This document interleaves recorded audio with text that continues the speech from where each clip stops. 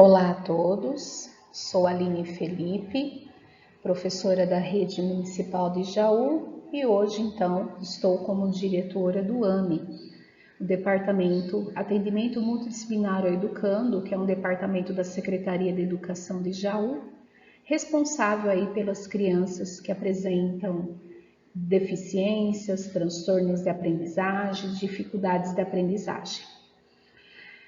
Diante então dessa experiência que estou tendo, desse privilégio de estar trabalhando nesta função, venho aprendendo muito na rede municipal de Jaú. Nós temos uma rede muito boa, muito responsável, e dentro da minha função eu atendo muitas famílias aqui no departamento.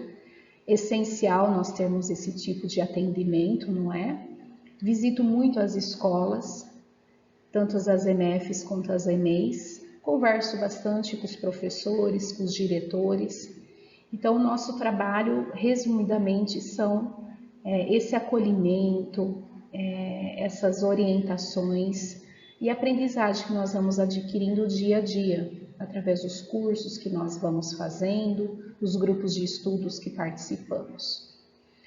Por que eu estou falando tudo isso?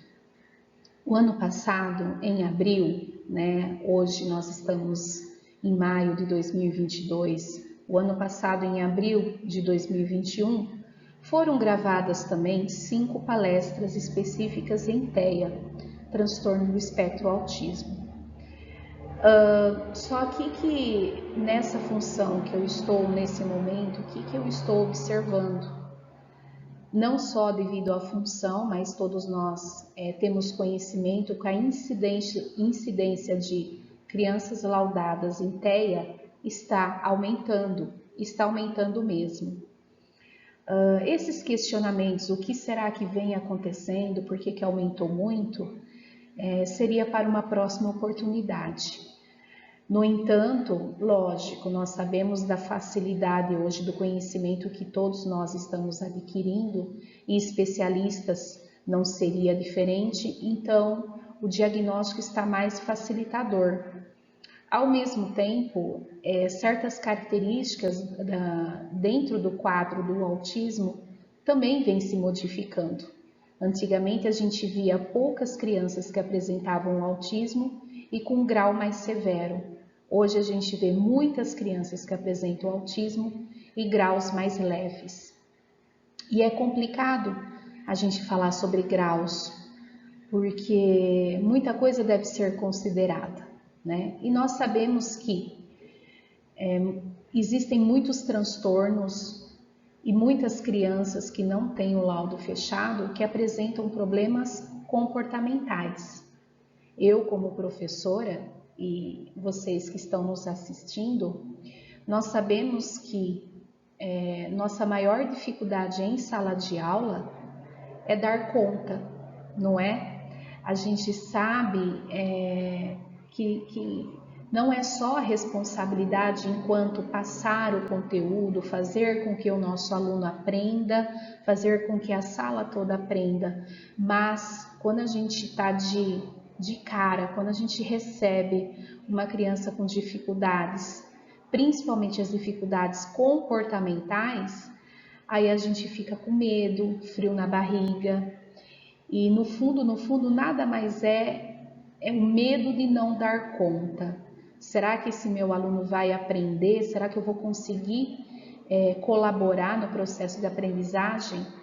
Será que a minha sala de aula vai aprender? Será que eu vou conseguir fazer com que a minha sala de aula vá para o ano seguinte com os conteúdos, os objetivos, as habilidades mínimas possíveis para conseguir evoluir, crescer, aprender, se dar bem na vida? Todos esses questionamentos nos traz aí uma insegurança, uma ansiedade. O que a gente pode fazer então? Nos aprofundar, estudar, procurar. Tem muitos cursos bons, totalmente de graça. Tem muitos cursos pagos, que também são excelentes.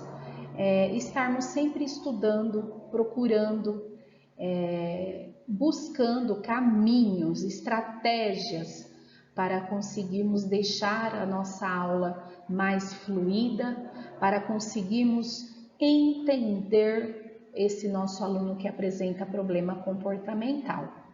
Então, o tema de hoje é transtorno do espectro autismo? Nós vamos falar sobre TEA? Vamos. Mas eu gostaria de pedir para vocês que vocês entendessem que esse conteúdo ele pode ser aplicado à sala de aula toda. Como assim, Aline? Essa parte teórica, ela também nos dá uma fundamentação para entendermos outros problemas relacionados ao comportamento daquele meu aluno que está, vamos esquecer um pouquinho sobre diagnóstico, sobre laudo. O aluno tem laudo, o aluno não tem laudo. É aquela velha história. Parece que quando a gente recebe o laudo da criança, todos os problemas são resolvidos. Não, E nós, enquanto professores, temos que alfabetizá-los com laudo ou sem laudo, com dificuldade ou sem dificuldade, não é? Então, temos que trabalhar. O laudo são outras pessoas que estão trabalhando para isso. Então, a apresentação de hoje, ela vai trazer uma fundamentação teórica com relação ao autismo, mesmo que já esteja um pouco repetido do que nós fizemos em abril do ano passado, todo o reforço no conteúdo também é importante para a gente generalizar o conhecimento e aos pouquinhos a gente vai juntando todos os conhecimentos e assim que o cérebro vai evoluindo e amadurecendo. E na próxima, depois dessa, amanhã, no dia seguinte, eu vou falar mais sobre o método TIT.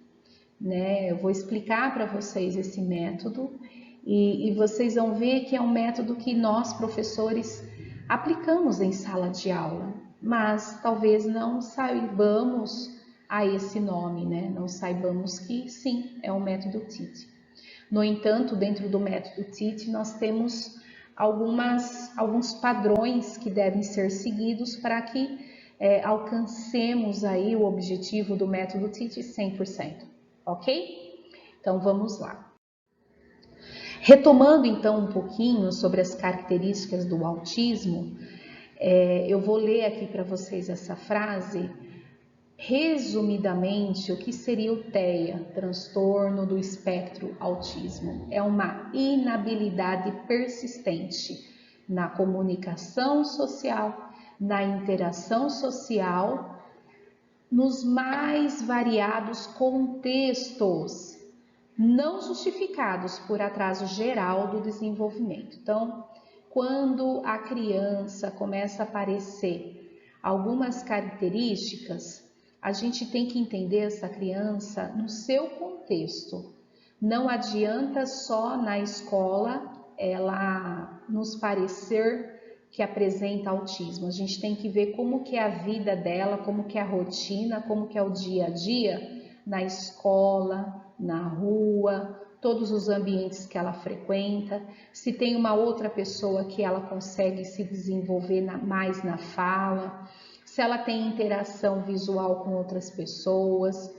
Nós temos que entender o contexto, ou seja, não é simples fechar diagnóstico de TEA, é complexo e é muito sério mesmo, tá? Alguns casos nos trazem muitas dúvidas. Aqui no nosso departamento AME, nós fazemos a avaliação neuropsicológica, que é uma avaliação completa, que não avalia-se só o QI da criança, como era antigamente, E muitos psicólogos ainda têm poucos instrumentos para avaliar a criança.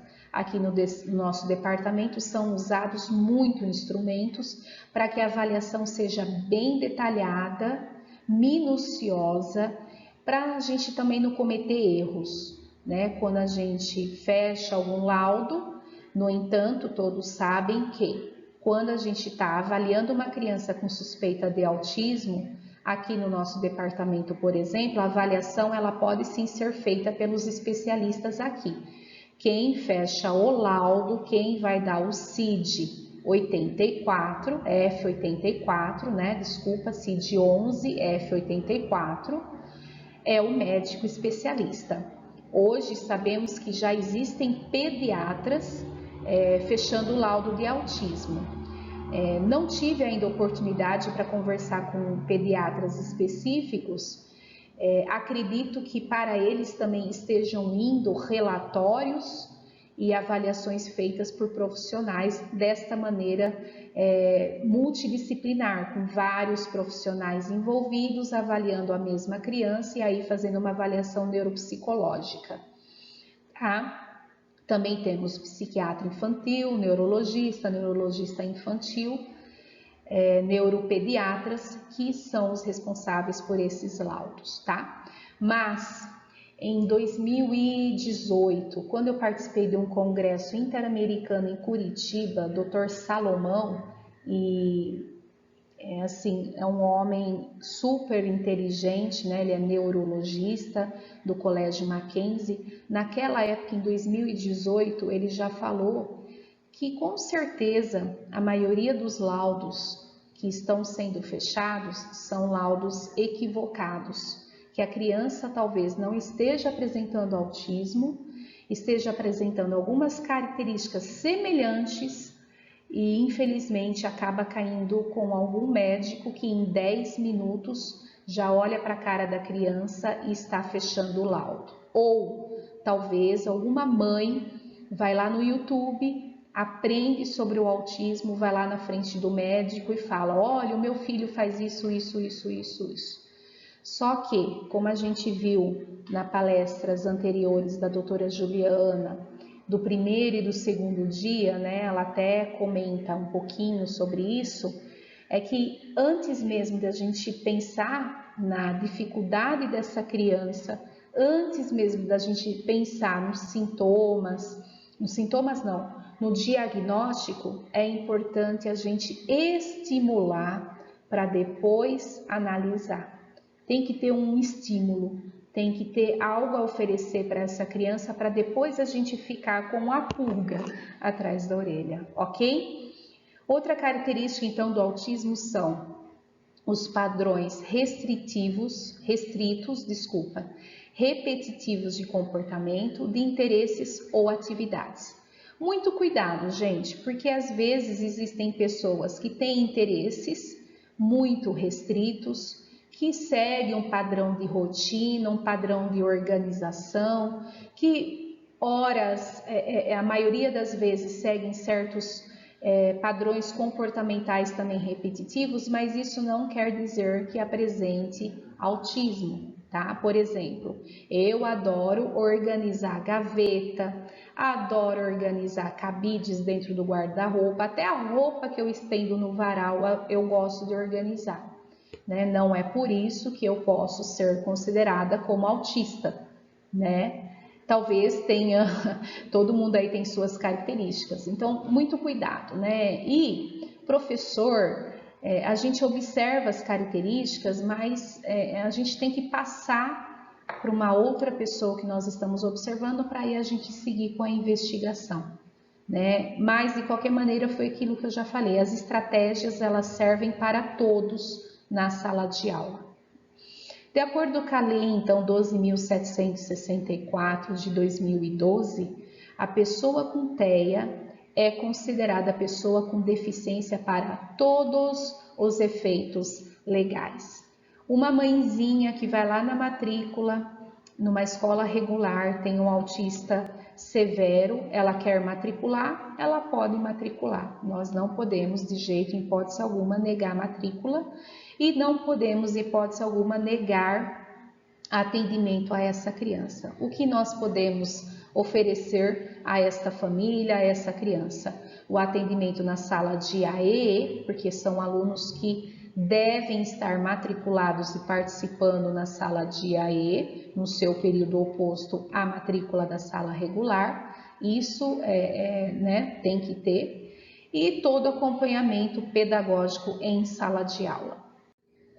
Não existe crianças autistas, mas sim famílias autistas. E aqui, gente, eu gostaria muito de estar falando, de acordo aqui com a minha experiência, o que eu venho vivenciando dia a dia.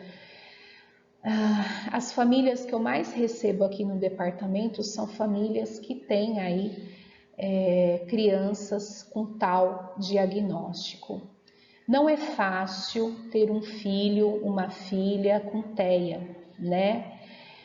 Às vezes, nós seres humanos, a gente está muito no automático e erroneamente a gente julga as pessoas. Então, quando a gente olha para uma criança autista, por exemplo, apresentando alguns comportamentos indesejados, que a gente sabe que saiu aí da normalidade, normalmente a gente pode julgar essa família e falar assim, põe de castigo, dá uma chinelada no bumbum, usa havaianas, tira o celular, deixa de dar isso, deixa de dar aquilo, né? Enfim, sem julgar nem pelo sim, nem pelo não, não é fácil a gente ter filho, não é? Todos nós cometemos erro, né? A gente erra, acerta, erra, acerta, erra, acerta. A gente só vai perceber depois de um tempo. Então, quando a gente já tem filhos adultos, como eu tenho, a gente pensa na infância deles e fala, poxa vida, eu devia ter feito assim, eu devia ter feito assado.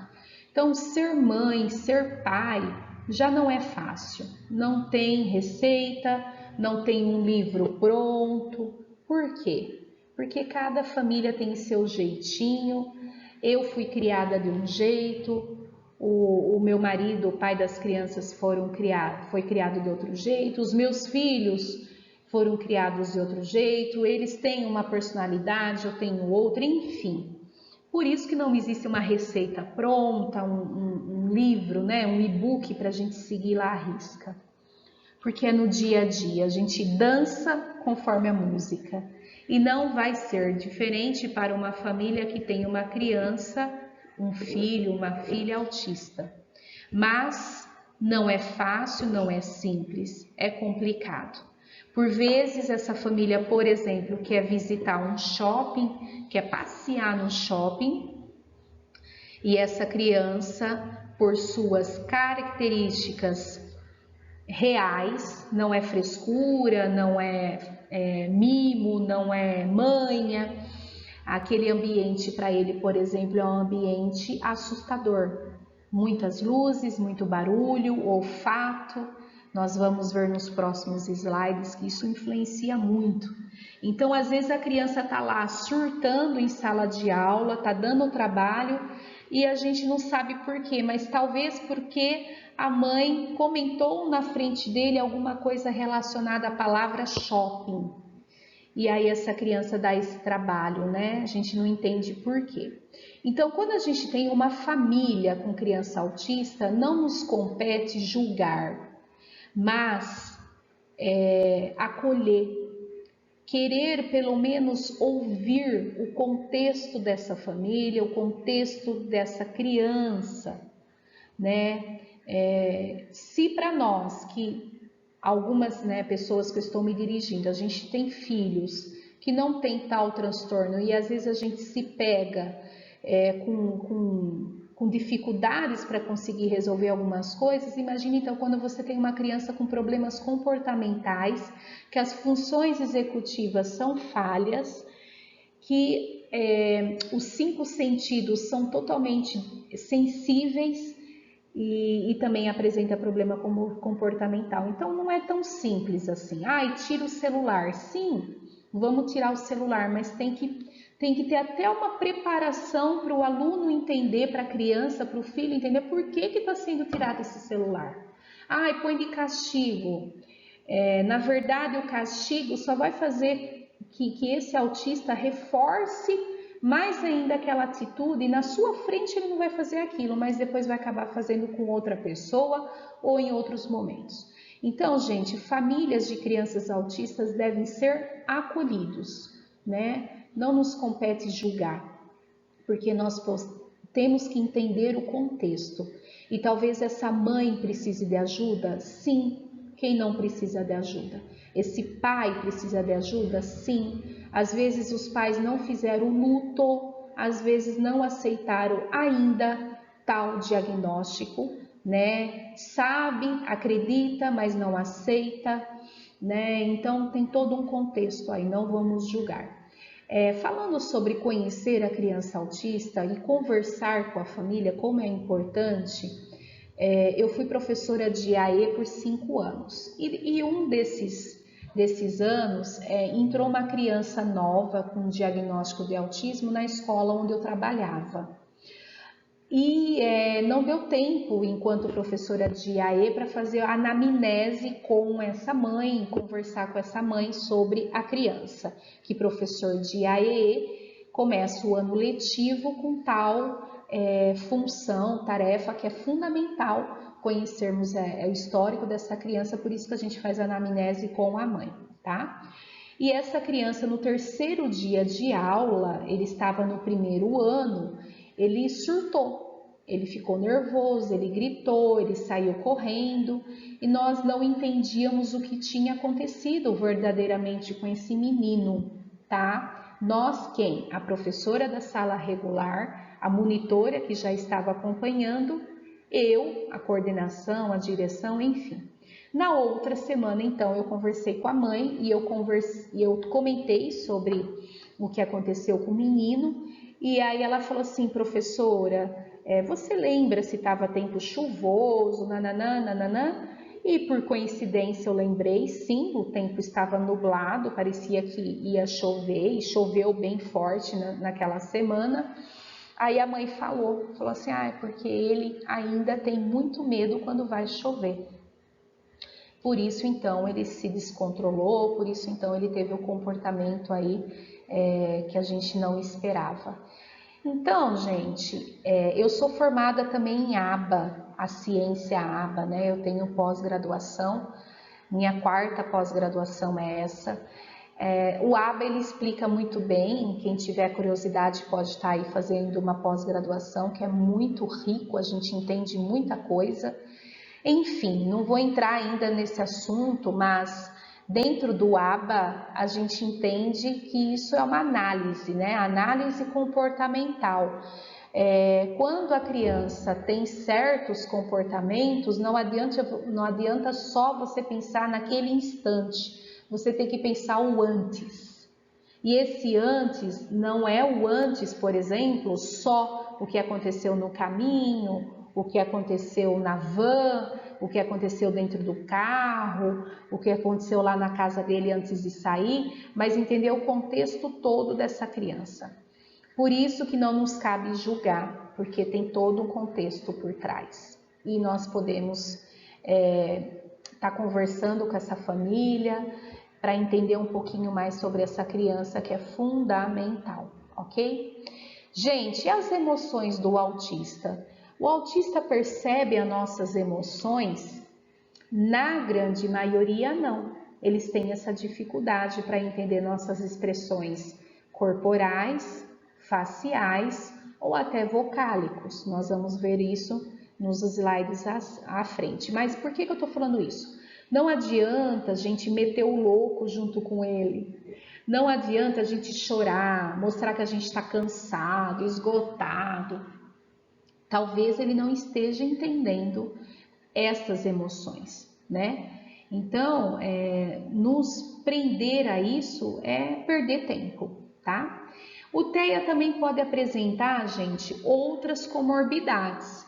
E normalmente são essas 3 que mais acabam junto, fechando o diagnóstico, o laudo, às pessoas que apresentam autismo. Pode ser que comece a apresentar mais mais para frente, de repente na adolescência, nunca a gente observou e começa a apresentar lá na frente, ou pode ser que sejam características sutis e com o tempo vai se agravando, ou o contrário. Então é algo também a ser considerado, porque todos os transtornos, né, eu costumo falar assim, começou por TDAH, TEA, TOD, TEPAC e tantos outros transtornos que comecem por T, o T ele é um sinalizador que pode ter outras comorbidades junto a esse transtorno aí que foi fechado o laudo. Então pode ser que a criança apresente ansiedade,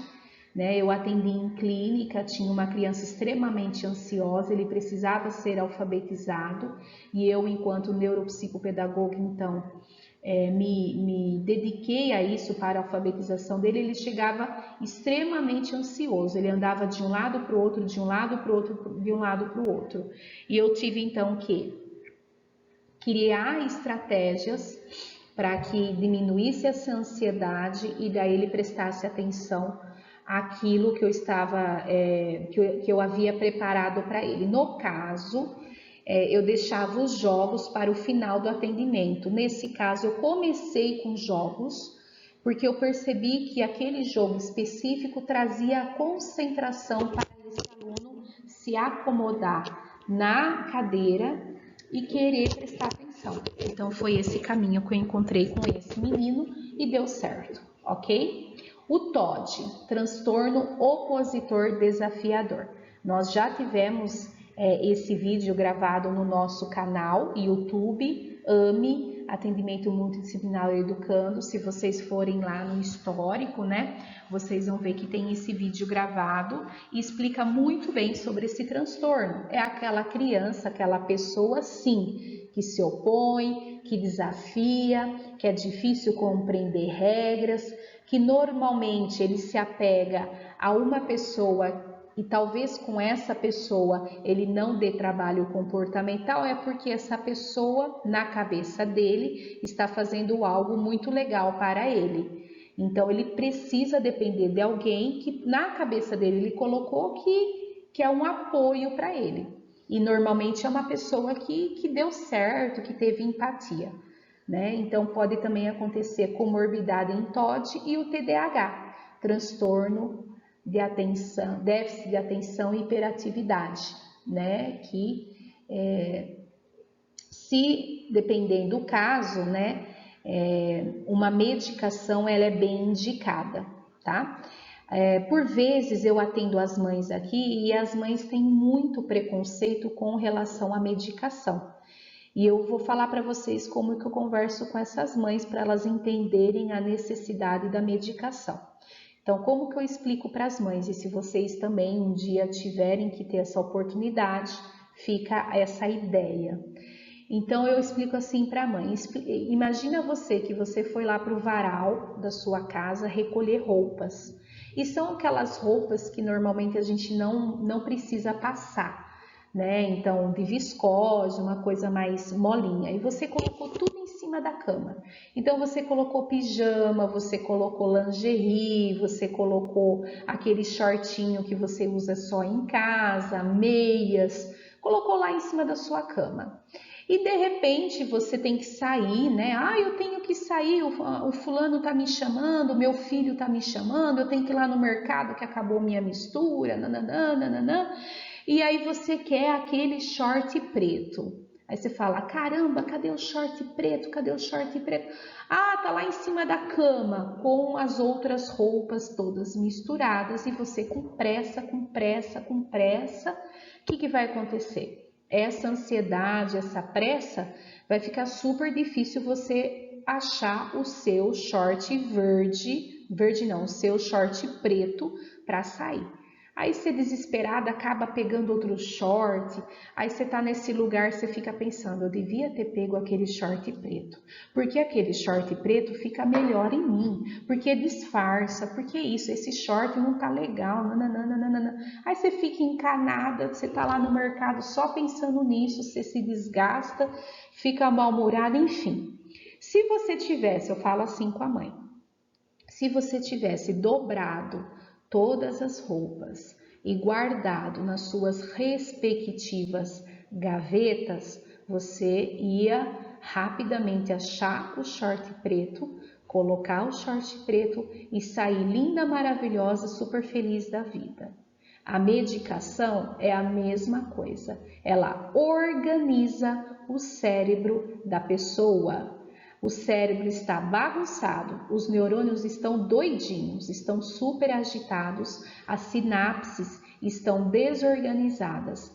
A medicação serve para organizar as sinapses, organizar o pensamento e o comportamento.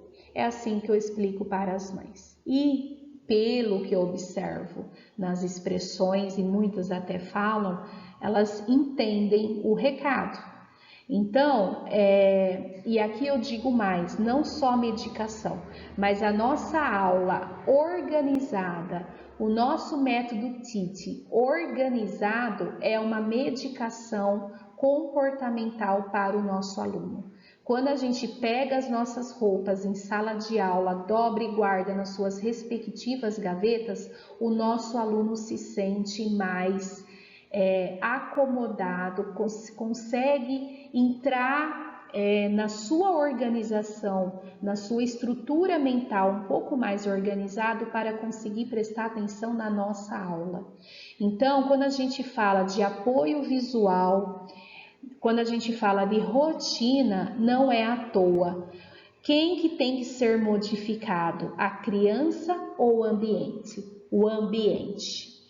Quem tem que estar preparado? A criança ou o ambiente? O ambiente, tá bom, gente? Então, essa organização serve tanto para medicação como estratégias pedagógicas em sala de aula.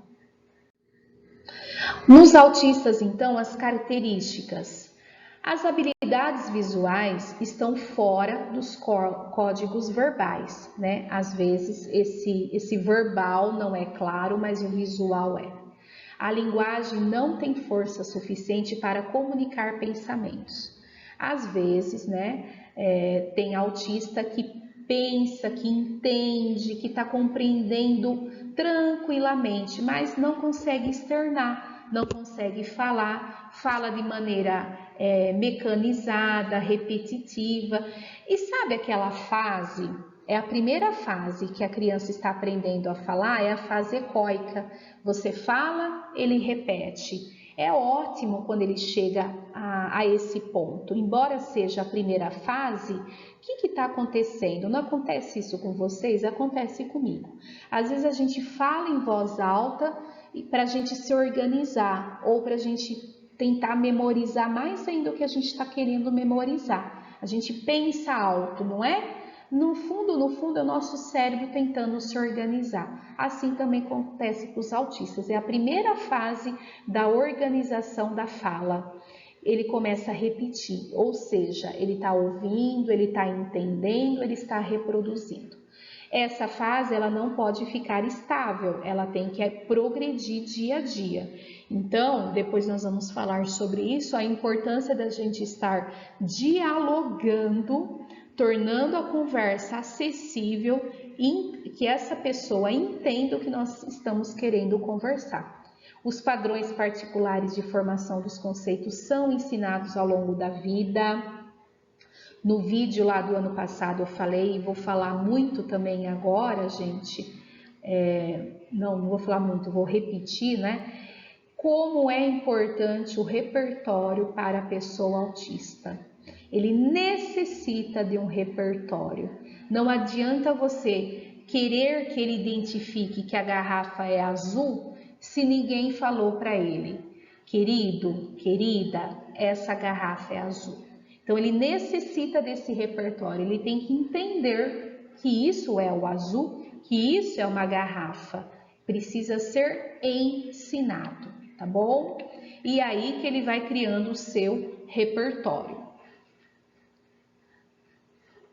A prática, então, na aprendizagem, o dia a dia, é quem vai medir, vai nos pontuar a intensidade do apoio, a regularidade do apoio e a frequência do apoio. Varia muito. Quando a gente recebe uma criança autista em sala de aula e a gente faz tudo bonitinho, tudo organizado, tudo ok. A rotina, os apoios visuais, enfim. Aí com o tempo a gente vai percebendo que esse aluno já está independente dos apoios. Isso é ótimo, é o nosso objetivo, que aos pouquinhos ele não vá dependendo tanto dos apoios. Mas os apoios não devem ser retirados do contexto da vida dessa criança, desse estudante, 100%. Então, aos poucos vamos retirando de acordo com os progressos dele, mas não totalmente. Porque dentro do espectro autismo, pode acontecer de algum dia ele não estar bem. Acontece conosco. Pode ser, não é? Às vezes a gente acorda e fala, já percebi que eu estou mal-humorada, né? Então pode acontecer isso também com a criança autista. Então o apoio ele não pode ser tirado totalmente. O apoio visual ele sempre tem que existir. Pode ser que com menos intensidade, mas tem que existir porque é uma segurança, é uma referência para essa criança, para esse estudante. Né? É lógico, a intensidade é o professor quem vai sentindo, a regularidade e a frequência também. Há um bom desempenho para fatos ordenados, então é muito importante ser claro a ordem, né? Que ordem? Ordem da rotina, o antes, o durante e o depois, isso é fundamental para ele se organizar. Como os déficits na comunicação não verbal afetam a aprendizagem? Todas as crianças,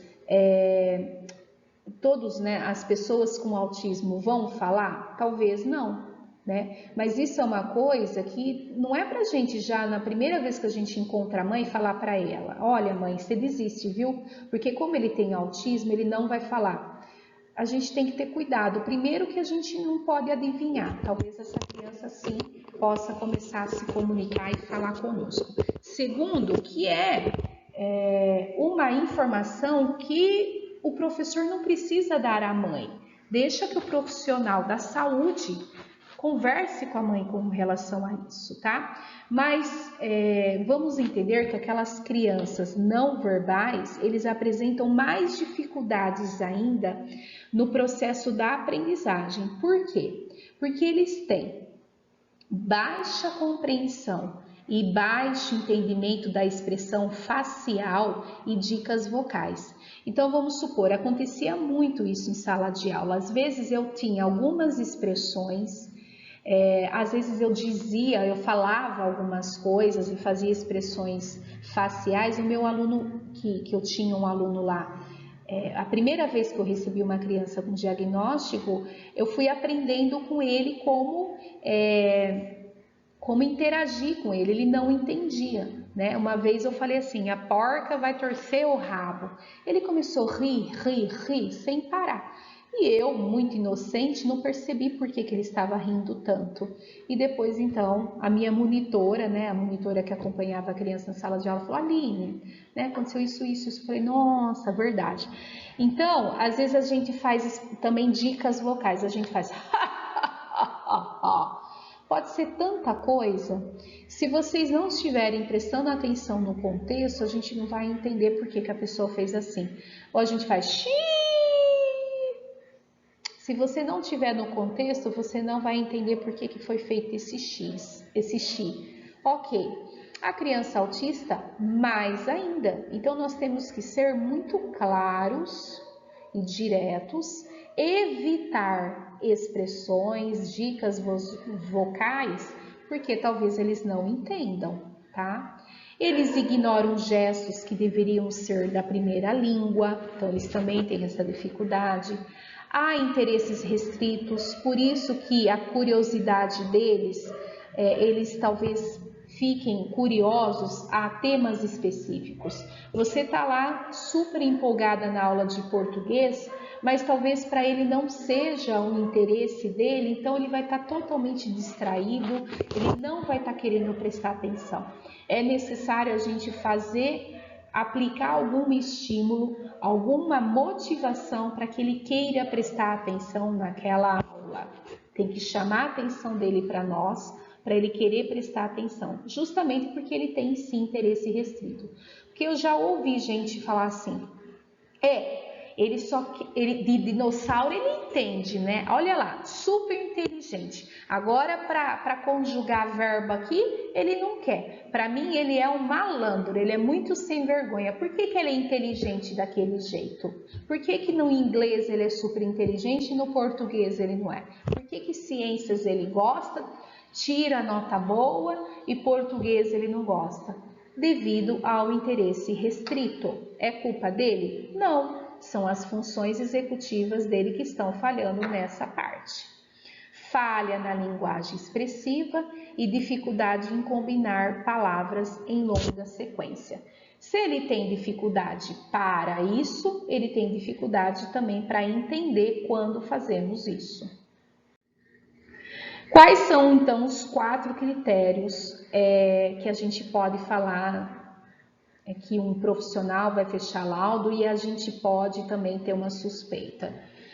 Prejuízo persistente na comunicação social recíproca e na interação social, que não seja da noite para o dia isso, que seja em todos os ambientes, em diferentes contextos. Padrões restritos e repetitivos de comportamento, padrões interesses restritos ou atividades restritas e repetitivas. Então, isso também é uma característica muito forte no autista. E o critério C, que é muito importante, sintomas devem estar aparecendo desde a infância. Aline, é possível com 2 anos de idade a gente já desconfiar, o médico já laudar de autismo? Sim, já é possível, tá? Dentro aí das fases do desenvolvimento, a gente observa o que a criança já deveria estar se desenvolvendo. Foi feito o estímulo, foi feito as motivações, a gente tentou desenvolver essas habilidades nessa criança e não rolou, então pode ser que sim. No dia desses nós recebemos um caso aqui de uma criança que eu acompanhei indiretamente na escola que eu trabalhei. Ele tem um outro tipo de transtorno, não vou falar aqui qual mas nós nunca identificamos TEA nessa criança, nunca suspeitamos, e ele passou por médicos, neuropediatras, e esses neuropediatras nunca fecharam em TEA. E um dia desses, uma mãezinha chegou aqui, veio conversar comigo e falou que o fulano, que agora está no 8º ano, a médica fulana de tal, fechou em diagnóstico TEA. E eu fiquei assim, admirada, como que a gente não percebeu antes, quando ele estava na fase mesmo da infância, como que não percebemos? Olha, gente, é uma discussão muito séria que não compete a mim. É uma discussão que compete a profissionais mesmo da saúde, porque isso daí se diz respeito ao diagnóstico. Mas é uma característica muito importante para a gente pensar. Será que foi apresentado essas características lá na infância? Se hoje na adolescência está aparecendo algumas características, talvez não seja autismo, talvez sejam outras características de outras comorbidades, outros transtornos, ou o que está acontecendo muito pós-pandemia. Nossas crianças, eles ficaram um tempão usando o celular, o tempo todo. Não conversaram mais, não brincaram mais. Então, a mãe, o pai, o professor, o amigo, o joguinho, a tarefa, foi tudo celular. Então, o ser humano, ele tem uma grande facilidade em adaptação, não é? Ele está super adaptado a essa vida não de comunicação visual. Então, tem muita coisa aí que está camuflando. Você sabe que esse período é um período muito delicado para se pensar em diagnóstico, porque a pandemia camuflou, colocou uma nuvem muito grossa, muito escura para a gente ter clareza de características típicas de tais transtornos ou consequentes de ausências e privações que essa criança teve. Então, muito cuidado, né? E a gente respeita todos os laudos que nós recebemos, vamos sim atender essa criança de acordo com as suas características, mas eu queria só pontuar para vocês, porque talvez vocês saibam de outras histórias, e é muito importante pensar e analisar sobre isso. E os sintomas, então, limitam ou chega a prejudicar o funcionamento diário. Então, está limitando, está prejudicando algum comportamento, algumas relações. O dia a dia dessa criança também é um quarto critério a ser pensado. Mitos e verdades. Antigamente, há 15 anos atrás, há 10 anos atrás, se pensava assim, tá? Era verdade mesmo. A gente pensava, não pode mudar a rotina do autista. Sim, né? A gente foi aprendendo muito com a ciência. A ciência evolui, nós seres humanos evoluímos junto. É assim que rola. Então, pode ser sim, né? Que muitas vezes pensemos dessa maneira. Hoje, a ciência nos mostra o nosso dia a dia, a ciência aba nos mostra que é importante sim mudar a rotina dessa pessoa. No entanto, é necessário ter uma previsibilidade, uma preparação que essa rotina vai ser mudada, para que esse aluno entenda, essa criança, esse filho entenda que vai ter mudanças e assim ele começa a aceitar com mais facilidade. Teia tem memória boa? Pode ser que sim, pode ser que não. Pode ser que ele tenha memória boa e não nos demonstrou ainda. Pode mudar a ordem da rotina, é muito importante. Mudar as informações nessa rotina também é muito importante. Outra coisa, gente, quando a gente se depara com uma criança com comportamento inadequado, não adianta a gente dar um sermão de 5 minutos. Passou 1 minuto, ele já não vai mais prestar atenção na gente. Não adianta a gente ficar nervoso como ele. Não adianta a gente ser assim, complexa, fazer comparações muito abstrata. Ele não vai compreender. Então, quando ele tiver um comportamento inadequado, a gente conta uma história social contando de uma outra pessoa para que ele consiga entender e contextualizar a mensagem que estamos querendo passar. Então, eles entendem muito quando a gente conta algo comparando o que está acontecendo verdadeiramente com ele, mas ligado a uma terceira pessoa. Então, vamos supor que o meu aluno pegou a garrafinha, pisou em cima. Um exemplo, ele estava bravo, pegou a garrafinha, tacou no chão e pisou e foi assim bem agressivo.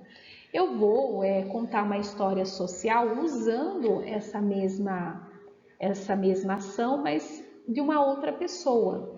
E por isso que é importante a gente conhecer o contexto, a vida dessa criança autista. Vamos supor que ele gosta muito de algum personagem, algum youtuber. Então a gente usa esse personagem para contar. Uma vez o fulano, nanana. História social funciona muito com eles. A gente pega aquele comportamento inadequado, conta uma história em cima e mostra qual seria o comportamento adequado, tá? Eles entendem muito bem. Antigamente, as crianças, eles se fixavam muito em super-heróis. Era mais fácil a gente encontrar histórias sociais, utilizando super-heróis que eles gostam, né? Esses interesses restritos. Hoje, infelizmente, nem isso mais as nossas crianças têm, né? Antigamente, na década de 80 e 90, a gente tinha aí aqueles super-heróis que a gente gostava e brincava de fim de semana, né? Com nossos primos. Hoje, nem isso mais as crianças têm. E isso também era muito importante. Autistas não pensam que a mãe, que o professor vai ficar chateado porque eles têm dificuldade para entender o sentimento alheio. A gente tem que treinar, pensar do ponto de vista do autista, se colocar no lugar dele para pensar se está sendo claro ou não. A Asperger normalmente, né, tem Dr. Salomão, inclusive nesse congresso que eu fiz em Curitiba, ele falou muito isso, que por que o Asperger normalmente tem uma estatística muito forte em suicídio, porque tal característica já é capaz desta pessoa compreender muita coisa. Ele percebe que é autista, ele percebe que ele não consegue entender, socializar e conversar com outras pessoas de maneira supernatural como as outras. Enfim, ele entende suas dificuldades. E talvez, se isso não for bem trabalhado, se a família, se a escola não trabalhar com tais identificações que ele acaba fazendo, tentando ajudar na autoestima, sempre motivar, sempre elogiar, sempre estimular, pode ser sim que algumas pessoas que apresentam autismo no mais leve acabem aí pensando em suicídio, enfim, acaba até tendo uma depressão. E depressão, né, gente, ela se manifesta de diferentes maneiras. Não é só chorar e ser amargurado e falar que tá triste, né? A depressão aí, ela pode estar até super escondidinha e a gente nem perceba. Em geral, o TEA tem pobre imitação de gestos, precária resposta ao comando verbal. Não gosto muito de crianças menores, porque normalmente eles são mais invasivos e talvez, né, tem aí algumas pessoas que apresentam autismo que não gostam muito de afeto, que não gostam muito de abraço, que não gostam muito de carinho. Na verdade, não é que não gosta. Todo mundo gosta de carinho, todo mundo gosta de um abraço, de um afeto. O que acontece em algumas pessoas que apresentam autismo, na verdade, na grande maioria, é a hipersensibilidade. Então, eles sentem prazer naquele momento do abraço, só que acontecem aí tantas sensações, o cérebro dele não consegue entender que aquilo lá é legal para ele e depois ele acaba surtando. E dependendo o nível dessa pessoa de entendimento, ele prefere até não ser abraçado, porque ele sabe que depois vai causar um desconforto nele. São as sensações que são muito sensíveis a eles. Então eles preferem não ser abraçados, tá bom? E a atenção e o foco deles também são comprometidos. Então eu tô lá na sala de aula. Por quê? Não sei o quê, não sei o quê, não sei o quê. E o fulano não tá olhando para mim. Ah, ele é sem vergonha? Não. Ele é preguiçoso? Não. Né? Ah, mas quando ele quer, ele presta atenção. Sim, quando ele quer, ele presta atenção. Se ele não está querendo prestar atenção na nossa aula, a gente, se quiser que ele preste atenção, a gente teria aí que estar fazendo algumas ações para que ele preste atenção. Normalmente, o que funciona, gente? Eu fazia isso com o meu aluno. Eu ia perto dele, tocava no ombro dele. André, a professora está falando. E daí eu explicava. Aí sentava na minha cadeira, os alunos iam fazendo as atividades, eu estava sentadinha lá, ele virava para mim e falava assim: professor, eu não entendi. Aí eu tinha que explicar novamente para ele. E se para a sala de aula eu tinha usado 50 palavras na explicação, eu virava para esse menino, olhava bem no olhinho dele e explicava em 5 palavras, ele entendia. Então, às vezes, aquela nossa explicação gigante para a sala toda, talvez para ele não esteja funcionando, e depois eu vou só nele, converso só com ele de uma maneira muito mais resumida, clara e objetiva, ele entenda, tá? Então, como eu falei para vocês, da sensação tática é tão intensa que pode demorar dias até ele se reestabilizar, até ele voltar ao normal. É necessário a gente entender o perfil sensorial desta pessoa. Algumas implicações funcionais. Então, a comunicação social funcional é mais importante que falar. Às vezes a gente se preocupa, aquela criança não fala, aquele autista não fala. Tá, tudo bem, ele pode não falar, mas ele se comunica de outras maneiras. Então, ótimo, ok. A gente tem que trabalhar essas outras maneiras de se comunicar e não forçar a fala. Né? Existem profissionais para trabalhar essa parte. Nós vamos trabalhar de outras maneiras. Qual outras maneiras? Comunicação visual, através de figuras, PECs, método TIT, tá? É dessa maneira que a gente vai trabalhar as habilidades, a habilidade social, a participação nos jogos, a sua comunicação e as atividades na vida diária. Muito importante também a gente sinalizar a higiene pessoal, como se vestir ou se despir. Às vezes a gente fala assim, o meu aluno não quer usar lápis, ele não gosta de lápis. Realmente, alguns autistas têm essa resistência. Realmente, eles não gostam, às vezes, de estar pegando no lápis. Esse objeto para eles não é bem aceito. Eu quero que ele escreva, eu quero alfabetizá-lo. O que eu vou fazer? Gente, eu vou usar todos os outros recursos que tiver à disposição. Por que não ele está usando um teclado? Por que não ele está usando tarjetas para ele colar nas lacunas específicas da atividade que eu estou aplicando? Por que não usar letras móveis, sílabas móveis, palavras móveis, enfim, tudo mais sem ser o lápis? Ele não aceita, ele vai até o 5º ano sem aceitar? Talvez sim. Não adianta a gente brigar, a gente se estressar, forçar uma situação que para ele é difícil de entender, né? Não é frescura, é uma característica pontual. É lógico que a gente vai fazer com que ele se adapte a tudo, assim como todos os alunos, aos pouquinhos, gradativamente, um dia mais intenso, outro dia menos intenso, né? Então, tudo isso a gente tem que ter sensibilidade para entender o meu aluno. Você quer que ele se alfabetize e ele não está pegando no lápis, você vai ter 2 objetivos para dar conta, a alfabetização e pegar no lápis. Não é melhor a gente um objetivo por vez?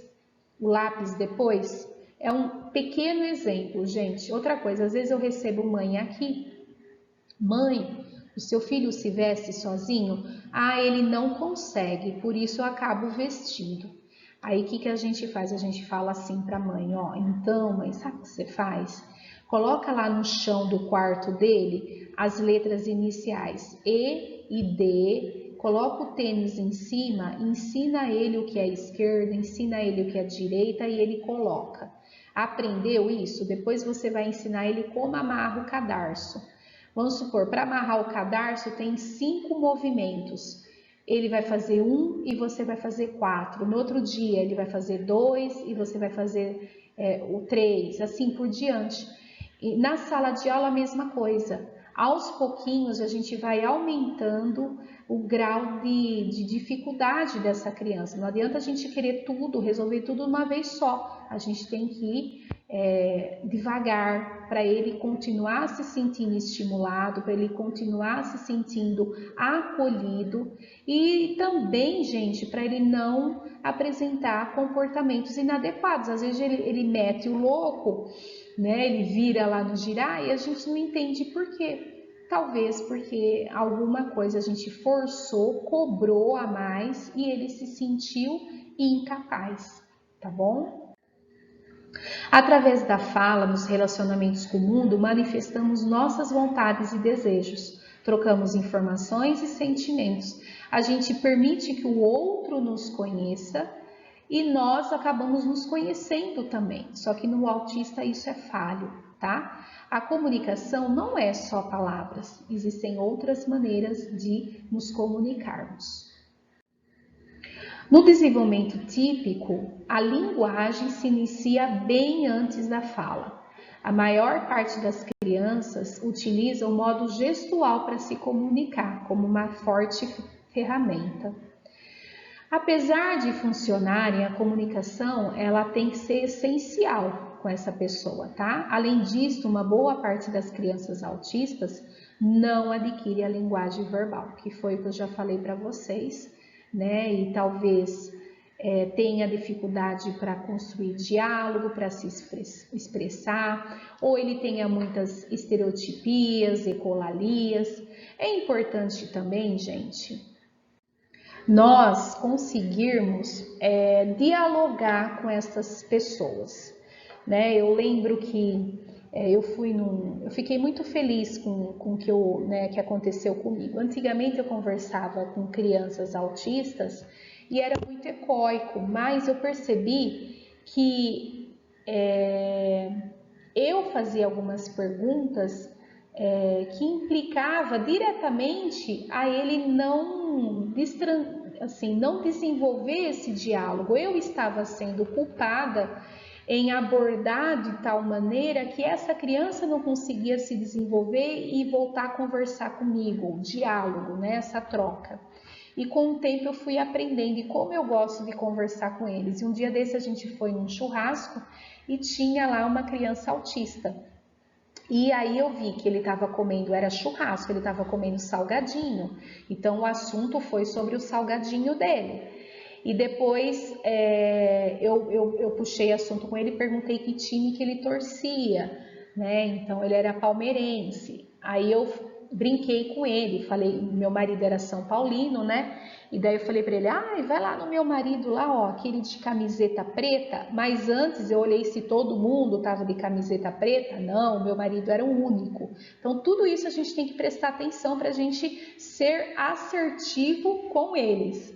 E daí eu falei, então, vai naquele lá de camiseta preta, vira nele e fala assim, você é um Bambi. Aí ele deu risada. Foi lá no meu marido e falou.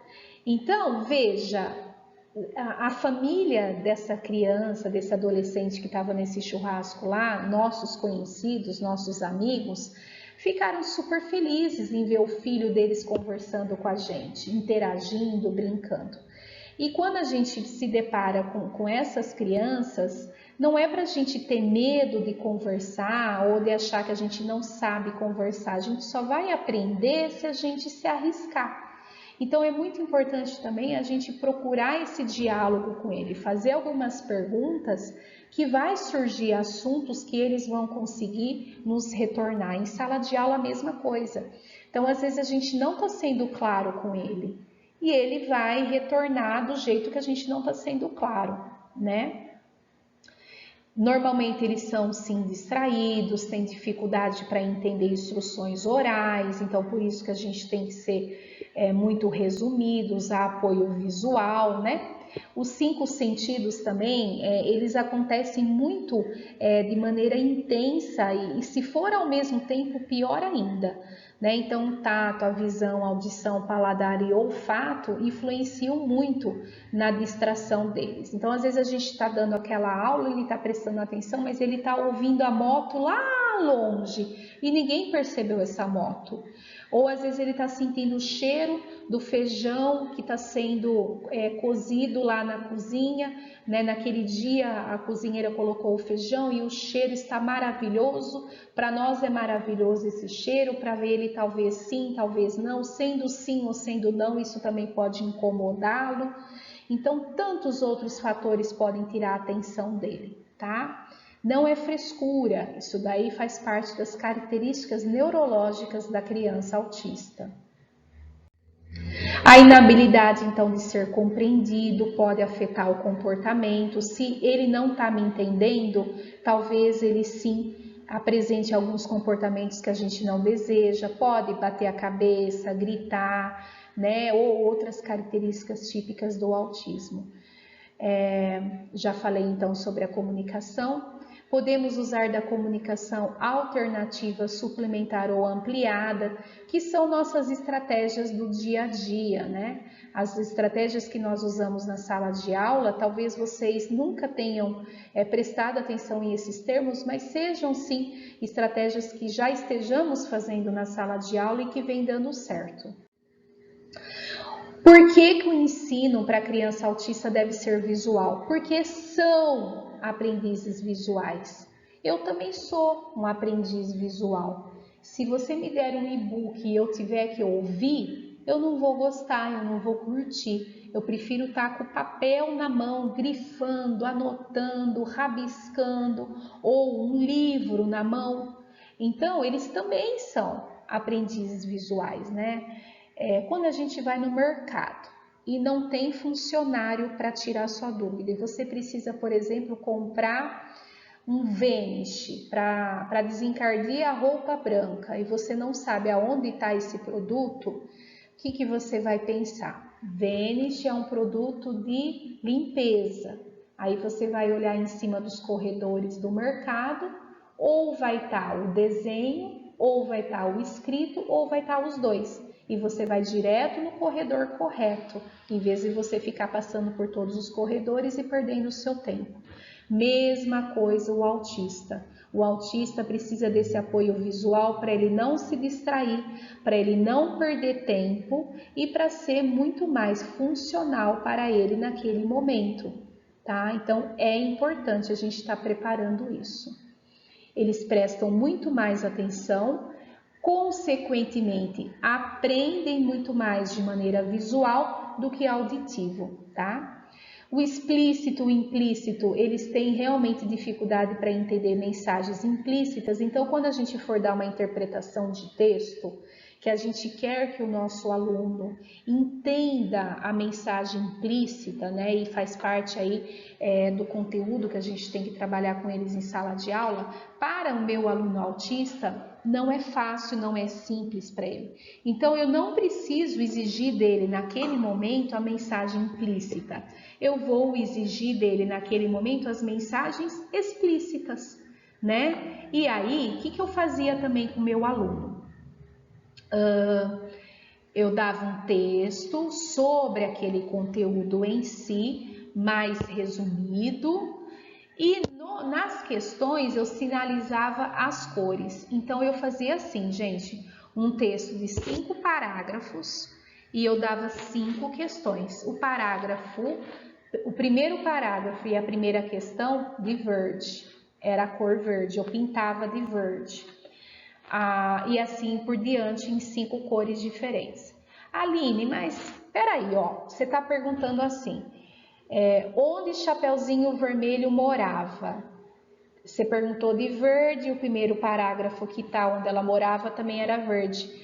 O que ele está aprendendo nesse momento se você já teoricamente não, se você já na prática você deu a resposta? Sim, né? Nesse momento que ele está tendo o apoio visual, ele está aprendendo sim. Mesmo que eu já esteja dando essa resposta para ele, essa consulta, esse olhar para a resposta e escrever novamente na folha de resposta, ele já está aprendendo. Para eu exigir muita coisa para ele, ele vai se perder, ele não vai conseguir entender a resposta. Então é melhor eu fazer esse caminho e ele já vai entender. O meu objetivo não é que ele entenda, ele vai entender. O meu objetivo não é que ele interprete, ele vai interpretar.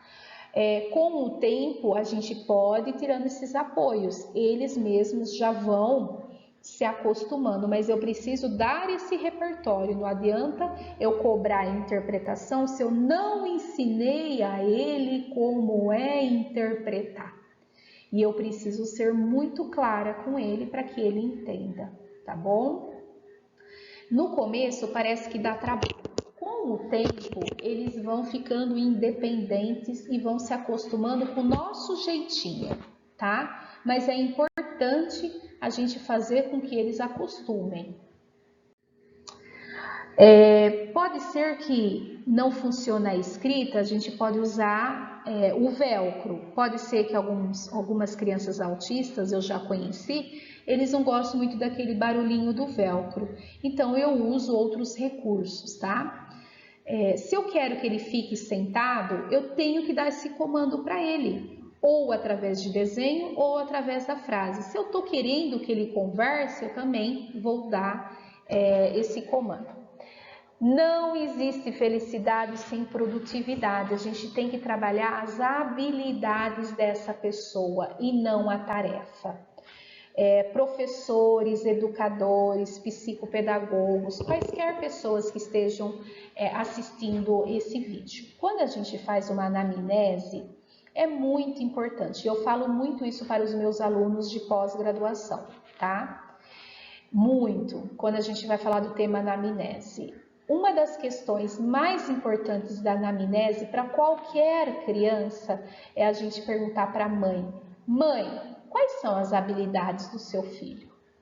Gente, por N fatores é importante essa questão, mas aqui só para eu focar com vocês, para a gente conhecer essa criança, porque é daí que a gente vai pensar nele, pensar na atividade que eu vou estar preparando para ele, pensar como que ele consegue entender, qual grau de entendimento ele se encontra. Então, pensar na habilidade é muito mais importante do que pensar na dificuldade. Isso, meus amores, para todos os nossos alunos na sala de aula.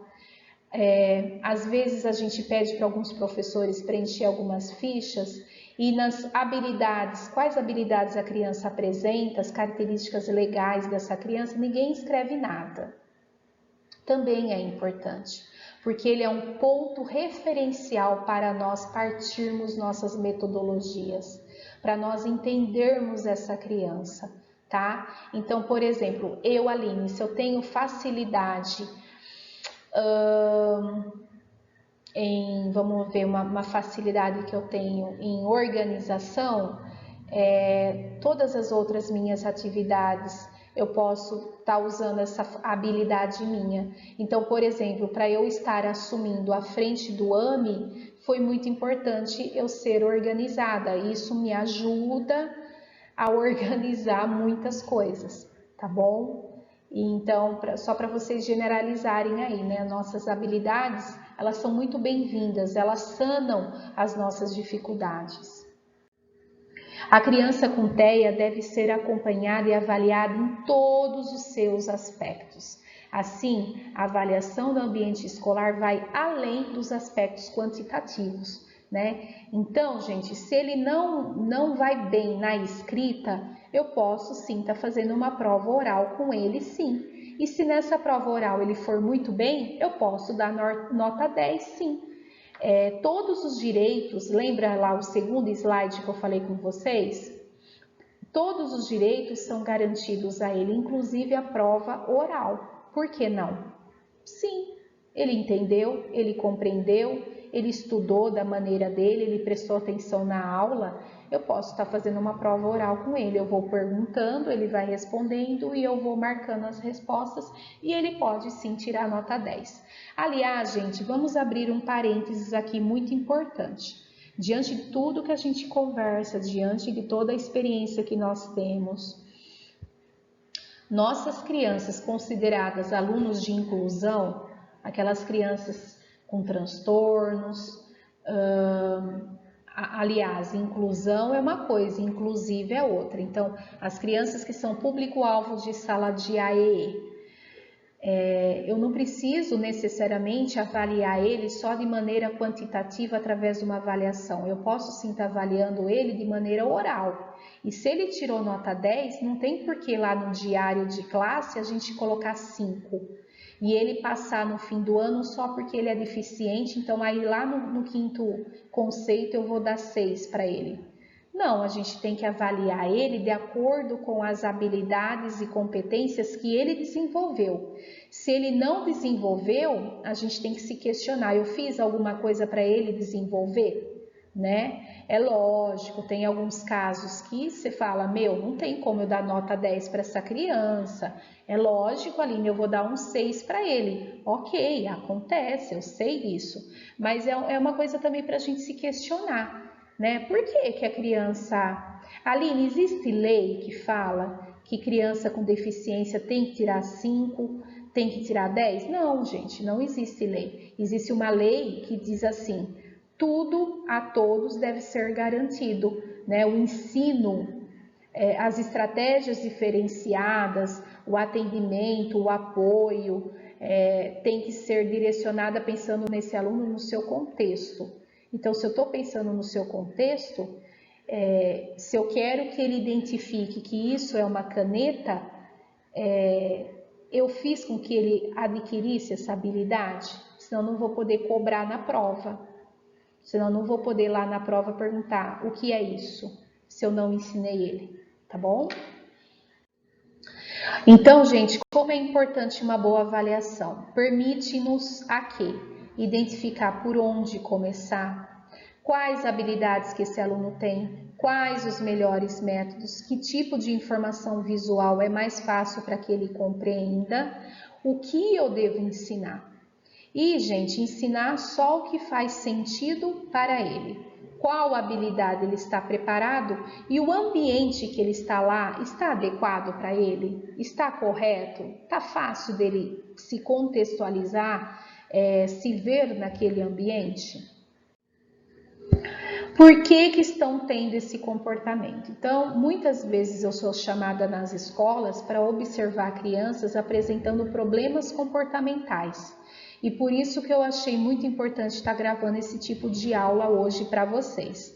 Porque a maioria dos casos que a gente orienta, chama a família para conversar, são devido às crianças apresentando problemas comportamentais. Então, atenção!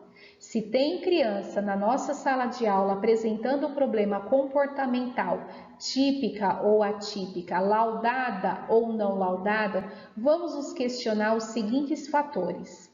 A atividade está clara? A atividade está abstrata? Ele tem realmente dificuldade para manter o foco, a atenção? Eu falo assim, nenhuma criança pensa ao acordar assim, hoje eu vou acabar com a vida da minha professora. Hoje eu vou meter o louco, eu vou riscar todas as mesas, eu vou rasgar a cortina, eu vou tacar a garrafinha d'água na cabeça do Gabriel. Nenhuma criança vai com essa intenção para a escola.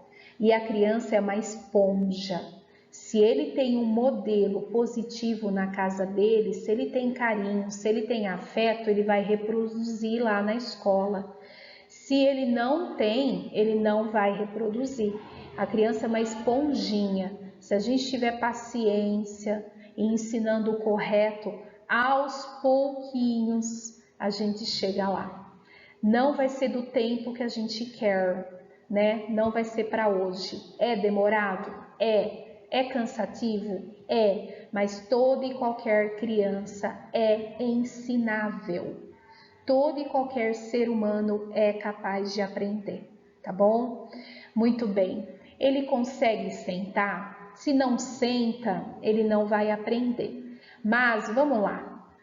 Se ele não está conseguindo sentar, vamos fazer alguma coisa para ele sentar pelo menos por 5 minutos? Pelo menos por 10 minutos? Esses 10 minutos serão minutos de muita qualidade. Mas assim, a gente está explicando a aula e ele não quer sentar. Lógico, talvez para ele naquele momento a aula não esteja legal. Mas eu posso de repente estar fazendo uma brincadeira, um jogo, com a sala toda, a brincadeira de sentar. Vocês são super criativos, eu tenho certeza que vocês têm aí N brincadeiras e jogos e tá matutando alguma coisa aí nesse momento para brincar. Então nós vamos brincar de sentar. E força bastante se sentar, brinca, brinca, brinca. Com o tempo você vai introduzindo outros elementos para que ele preste atenção brincando, mas ele está prestando atenção no conteúdo. Brincando, mas ele está prestando atenção em alguma coisa que você escreveu na lousa.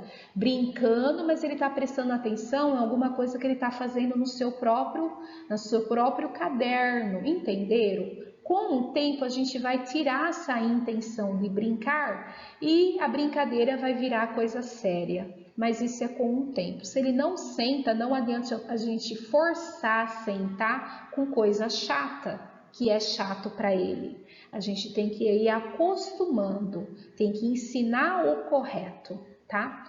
O barulho está incomodando. Será que ele está bem de saúde?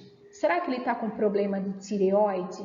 E, gente, quem tem problema na tireoide, normalmente apresenta problemas de atenção, né? É um exame que todas as crianças deveriam estar fazendo e é genético, né? Eu tive uma aluna que eu atendi em clínica e ela tinha, né, uma descompensação na tireoide e um dos cursos que eu fiz, a fonoaudióloga que tratou de muitos assuntos acabou comentando isso.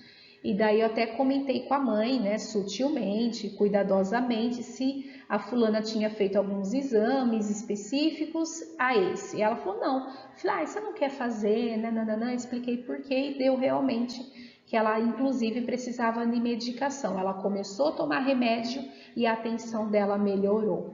Ela tinha deficiência intelectual? Não. Ela apresentava outro tipo de transtorno? Não, era só falta de atenção. Então, será que essa criança minha está saudável? Será que ele está com fome? Será que ele está com refluxo? Será que ele está com dor de cabeça? Tudo isso pode atrapalhar. Ele é um aprendiz visual. Será que eu estou usando muito fala? Teve uma criança uma vez que chegou em mim e falou assim, eu não aguento mais ouvir sua voz. Terrível isso, né, gente? Mas pode acontecer, tá bom? Minha voz realmente nem eu gosto, mas né, vamos lá, a gente tem que trabalhar.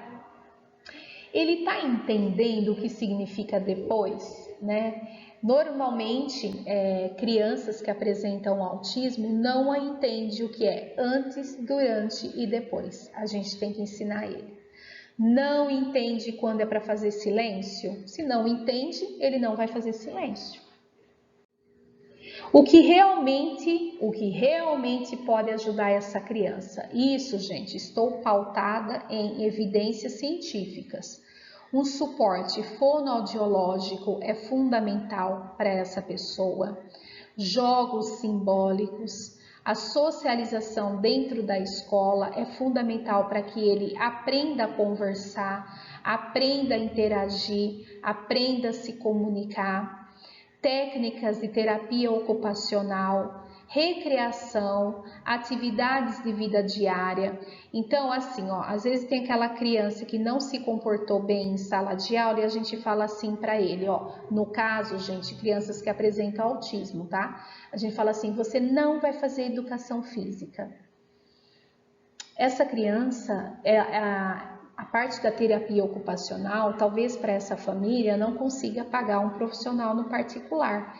Talvez a educação física seja o único momento que ele vai estar trabalhando rapidez, atenção, lateralidade, coordenação, interação social. Ele vai movimentar o corpo para ficar com o metabolismo mais ativo, vai melhorar a atenção dele por N fatores. Então, tirar a criança da educação física, eu vou estar prejudicando ele em outros momentos. Então, é uma coisa a se analisar. Não estou querendo ensinar ninguém, nem pelo sim, nem pelo não. Mas pare e pensa. Será que eu não posso estar trocando outra coisa para ele entender que aquele comportamento não foi adequado? Ou eu vou tirar da educação física e talvez seja o único momento que ele pode se desenvolver, porque a educação física é essencial para toda e qualquer criança, tá, gente? As crianças hoje em dia não brincam mais na rua, né? Não pulam mais corda, não rala mais o joelho, não brinca de amarelinha. E a educação física é o único momento que eles vão ter na semana para se desenvolver nesses aspectos sensoriais, psicomotores, tá? PECs é todo o recurso visual. Ele funciona e funciona 100% de segurança. ABA, a ciência ABA, gente, ela é muito importante, muito eficaz. Mas só para resumir para vocês, para o ABA estar funcionando 100%, todos no contexto dessa criança têm que estar interagindo, trocando informações e estratégias conversadas. Então, as pessoas que fazem a terapia lá na clínica têm que estar conversando com a família e conversando com a escola, e todos fazendo reuniões coletivas o mais frequente possível para conversar sobre aquela criança, tá bom? Para o ABA funcionar verdadeiramente, as terapeutas têm que ir para a escola e nos orientar, porque todos nós temos que agir das mesmas maneiras. Não, eu não posso fazer de um jeito e a terapeuta lá que fica 50 minutos com ele sozinho na sala dela de outra maneira. Psicopedagogo, neuropsicopedagogo, terapeuta ocupacional, fonoaudiólogo, psicólogo que não tem contato com a escola da criança é uma clínica que está desperdiçando um recurso muito importante. Tem que entrar em contato sim com a escola. São bem-vindos para nós aprendermos um pouco mais a como estarmos lidando com essas crianças. Tá? Então, a gente tem que arranjar um tempinho para visitar essas escolas. Né? Eu deixava de atender, às vezes, naquele horáriozinho a criança na clínica, para eu poder visitar essa criança na escola dela, tá bom? E assim por diante. O TIT, que nós vamos falar na próxima apresentação, prestar atenção nas atividades pedagógicas e nas medicações. Tá? Se a gente está achando de repente que a nossa criança está muito diferente, a gente tem que perguntar de repente se a coordenadora não poderia estar conversando com essa mãe para saber das medicações. Eu tive uma criança que ela estava tomando uma dose muito alta de Ritalina e eu percebi que ele não estava bem e eu fui perguntando: o que você está sentindo? Não era a TEA, era outro transtorno. E eu fui percebendo, e ele foi falando do jeitinho dele. Ele não estava sentindo a boca, estava toda adormecida, os olhos estavam ardendo e ele estava com muita dor de cabeça.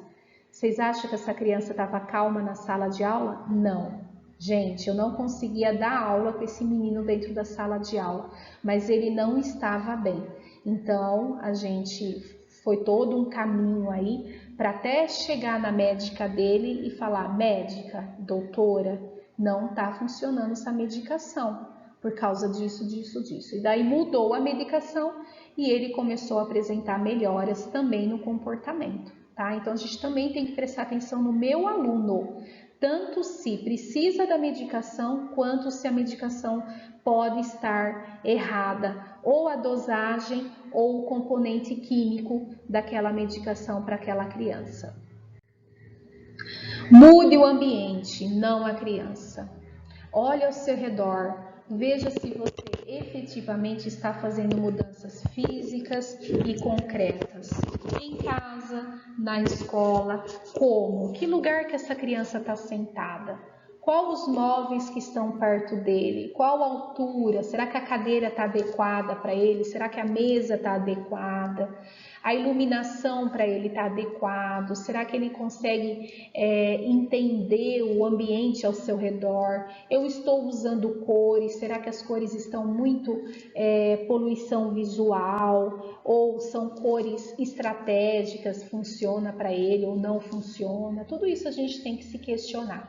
Às vezes, colocar a criança na frente não significa que vai dar certo. Às vezes, é necessário mesmo colocar a criança lá atrás da sala de aula. Depende muito do campo visual dessa criança, dos distratores que ele vai ter. Eu tive uma criança que quando eu colocava sentado à frente, ele ficava mais excitado ainda, ele queria chamar a atenção dos colegas. Então, deu certo ele ficar no fundo da sala. Mas ficar no fundo da sala também a gente tem que pensar, será que ele vai estar enxergando na lousa? Será que ele vai estar conseguindo prestar atenção em mim? Tem tantas outras coisas para nós observarmos, não é? Perto da janela, perto da porta, normalmente não funciona porque o barulho acaba sendo mais próximo à audição dele, não é?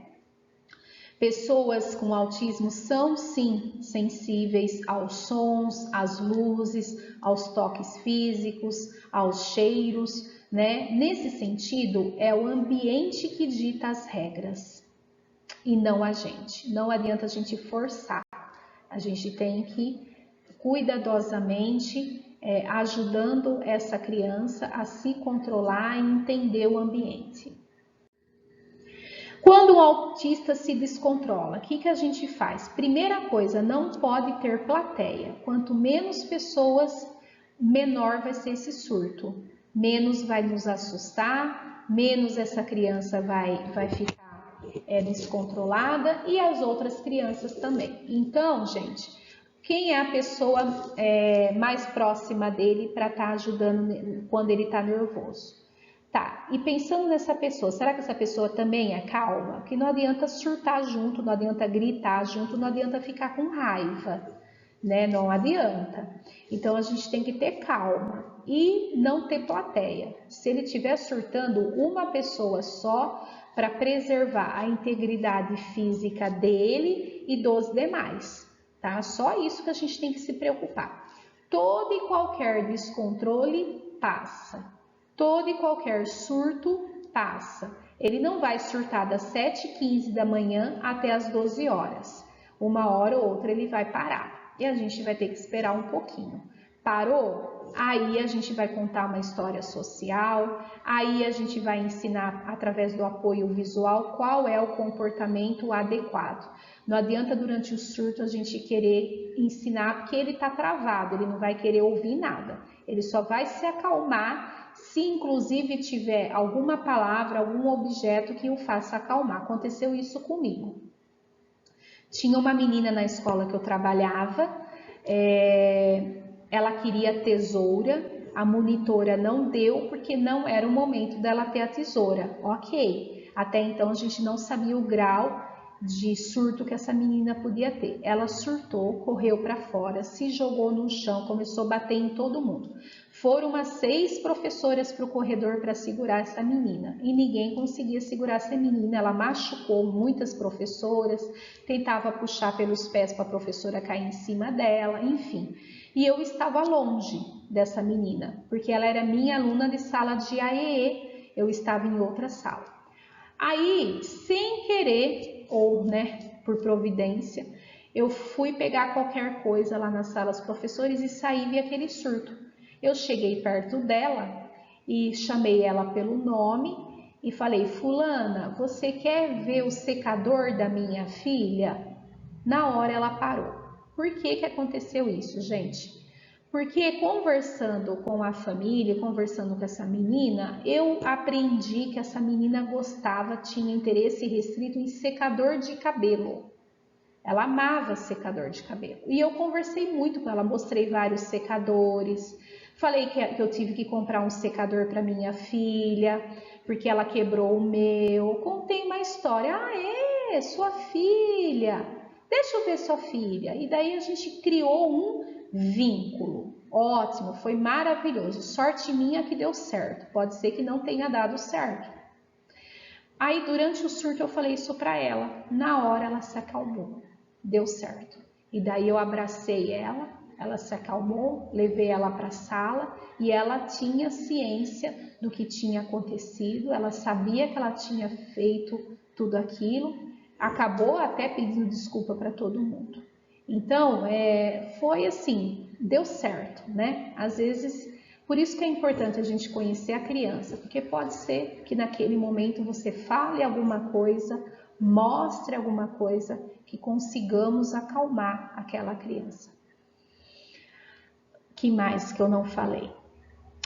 Aqui o último item. Exercícios de yoga, assoprar vela, cheirar flor, assoprar o catavento.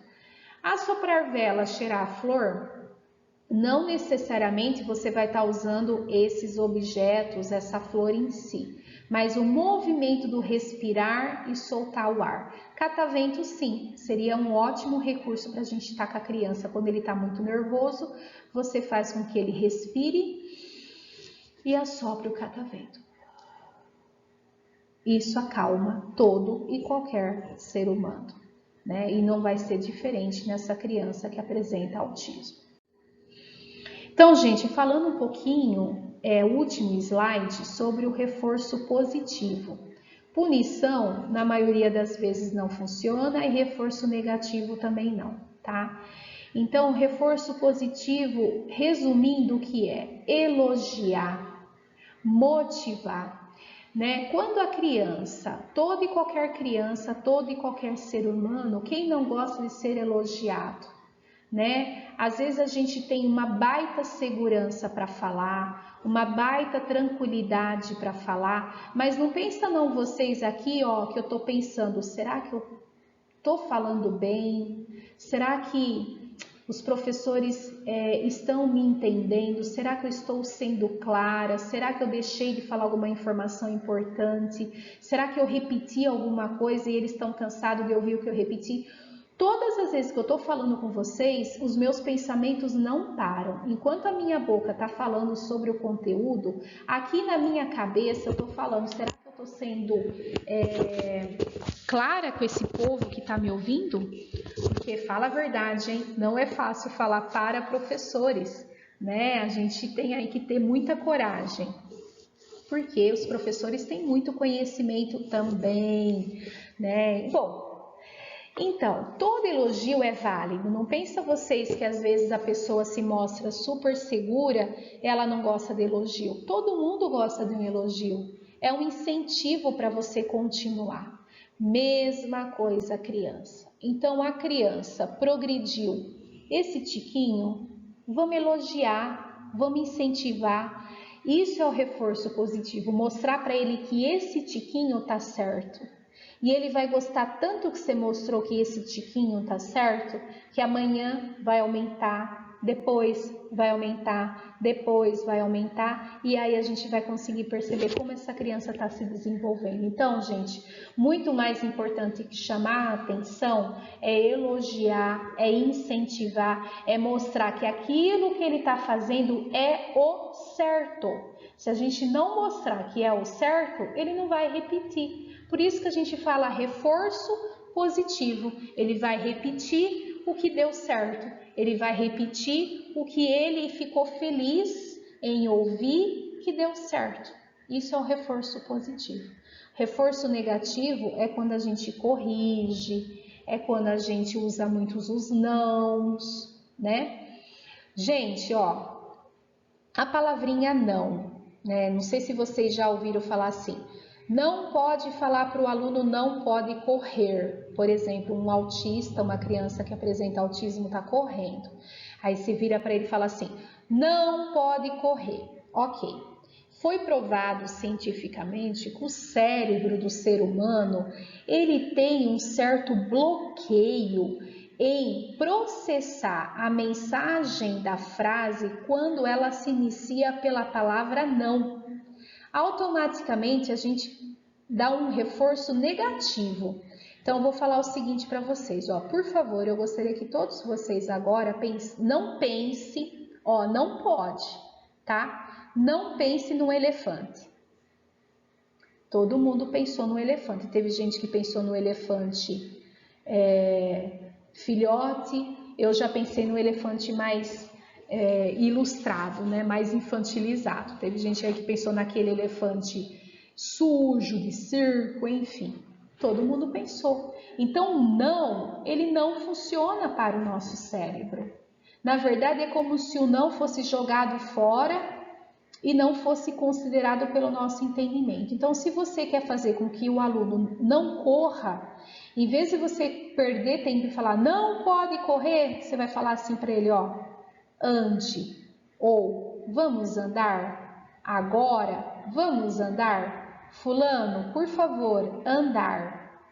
Então, sempre com o que você quer, sempre o correto é o mais indicado para ele entender, tá bom?